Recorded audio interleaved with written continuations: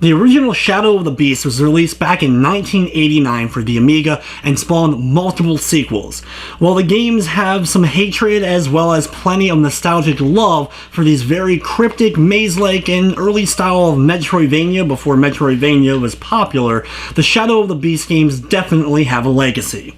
But now there's an exclusive to the PlayStation 4 new Shadow of the Beast game, which is trying to reimagine the original Shadow of the Beast.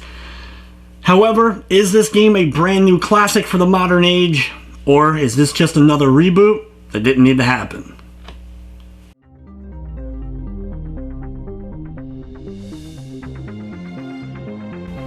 The new Shadow of the Beast is pretty much a retelling of the original Shadow of the Beast storyline. You're still playing as the same main character with the same backstory of being captured as a kid and eventually slowly morphed into a killing machine.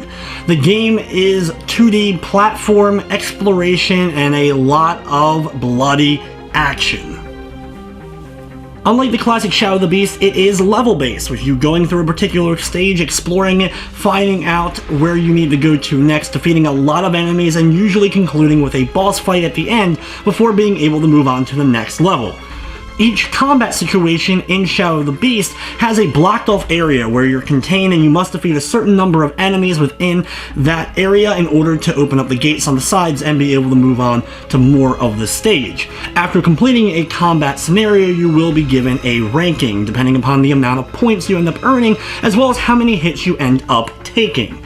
You'll either get a lead, a bronze, a silver, a gold, or a platinum medal for completing these combat situations, and the higher, of course, medal that you end up getting, the more points you end up earning. The points are then converted into a money system in the game that you can then spend on various upgrades and various unlockables, including some really cool stuff like the original Shadow of the Beast Amiga version, as well as some in-depth stuff about the history of the game series, and of course some really beautiful concept art as well.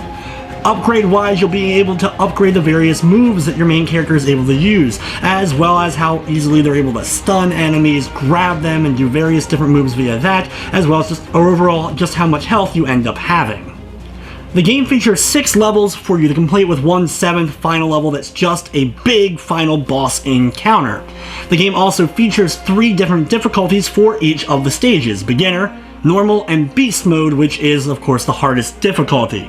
On beginner, you can continue right from where you left off by consuming an innocent soul and be able to pick up right where you left off in any one of the combat situations, including during boss fights. But if you bump that difficulty up, and I highly recommend that you end up doing so, on the harder difficulties, continues are at a premium, including especially on beast difficulty, where the only way you're able to continue once you die is using an elixir. Now, unfortunately, you're not able to actually buy the elixirs via the shop. You have to earn them via combat situations by getting the platinum medals in certain ones. While some levels are pretty linear, just going from point A to point B, destroying everything amongst the path and getting to the end, and some stages you will have to do levels where you'll go all the way through and then have to backtrack through the same area, but it's pretty straightforward. But there's few levels that definitely requires a little bit more exploration as well as some puzzle solving in order to find your way through. One level in particular, this dark castle setting, will definitely bring you back to those old school feels of not quite knowing exactly where you need to go, but it definitely is enjoyable and feels like an accomplishment once you're able to get through it. While there isn't a ton of depth to the combat, as most situations you're going to be killing enemies in a single button press, but you'll have the ability to roll and dodge under enemies. You'll have to stun certain enemies or grab them in order to be able to initiate this attack that ends up killing them. You'll also have situations where you'll have to block an enemy attack before you're then able to open them up vulnerable so that you can actually destroy them, and you can also counter enemy attacks at pressing the button at the right key moment, right when they're about to attack you, so that you can defeat them that way. Of course, different ways to attack and kill the enemies will also net you more points for your overall score. So while the combat is pretty simplistic and starts off with you just button mashing square in order to kill everything in your path, the farther you make it in, you're going to have to figure out how each of the enemy types work and what button press you're going to have to do in order to defeat them. Sometimes, yeah, you can just run up and hit square, but other times you're going to have to roll under or block or counter in order to actually be able to get that hit in. While the game is a straight 2D action game, there are 3D elements with the character models, the enemies, as well as just set pieces to the areas that you're exploring. Graphically though, these are quite nice to look at, a few levels in particular and locations that you end up exploring, like the weird types of forest, or the dark castle, or the graveyard just filled with bodies and heads on pikes. There's a lot to look at, and each of the levels does feel different from one another. A couple of shots in particular, like moving up a giant staircase into the ruins of a castle above, really stood out. And just that opening screen, as soon as you start up the game and you're in the grassy plains and you see the background, if you've ever played the old school Shadow of the Beast games, it will instantly bring back some nostalgia.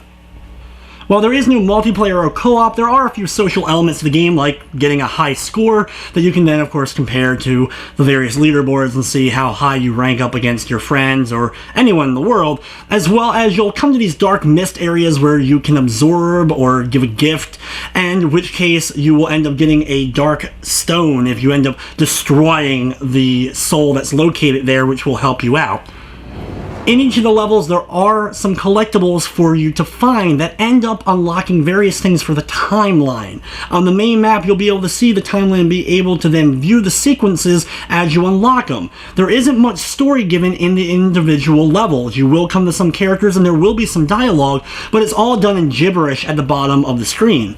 You can actually go into the shop and buy the translations for these so that you'll understand what is being said in the levels. But a bulk of the story is actually told outside of the levels, and you can do that as an extra so it doesn't bog down the main gameplay if you just want to move from level to level.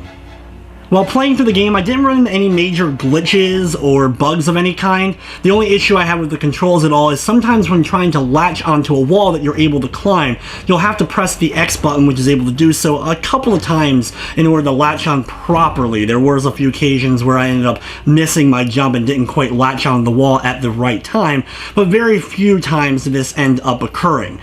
There were also a couple of times where I didn't quite make my jumps, or I ended up falling off a ledge sooner than I was expecting, so I ended up missing my jump, but these were very, very minor complaints and really didn't hurt my overall experience with the game. Like I mentioned earlier, you can unlock the original Amiga version of Shadow of the Beast, as well as you can unlock the soundtrack for that version of the game, and even get an infinite lives code for that game. If you don't know, that game was a one and done type of situation. You can also have a level select for the original Shadow of the Beast. So once you make it to a new area while playing through the game, you can actually continue straight from there, which I think is really cool. And you can of course not use that if you don't want to while playing through that classic game. They also include an unlockable where you can get a movie that will play through the entire original Shadow of the Beast in a kind of perfect run of it. So if you don't feel like playing through the game, you can kind of see what it was all about by watching the movie that you can unlock in the game. One of the things that always stood out for the Shadow of the Beast games was that soundtrack, so being able to unlock the original Amiga soundtrack for you to listen to is awesome, but also the music in here is pretty good. There's a couple of tracks in particular that stood out, and just the opening, as soon as you make it into that first level, not only does the background bring nostalgia, but the first few notes of that first song also have that nostalgic feel that brings you back to the grass plains of the original Shadow of the Beast game. There are so many times where reboots don't quite get the old school feel at all, but I do feel there are definitely elements of that old school here, whether it be the difficulty on the Beast difficulty, the combat, while not super in-depth by any means, definitely brings back an old school feel to it. The graphics and 2D approach, as well as the exploration that's done in a few levels, brought me back to those old school days. While far from being a perfect reimagining of Shadow of the Beast, I feel like the game definitely does a decent enough job. My only real complaints though come from the game's length. Only the 6 main levels, and the 7th boss fight is really cool, and is very similar to the original Shadow of the Beast final boss encounter, but I don't want to get into too much spoilers here. In the end, with a little bit more length, I definitely would have given the game a higher score, but I'm going to be giving Shadow of the Beast for the PlayStation 4 a 6 out of 10. It brought back some of that old school feel, but there just isn't quite enough there to be a great game. But anyway guys, that's going to wrap up this review. I'd like to thank you for watching, and of course, I hope you enjoyed.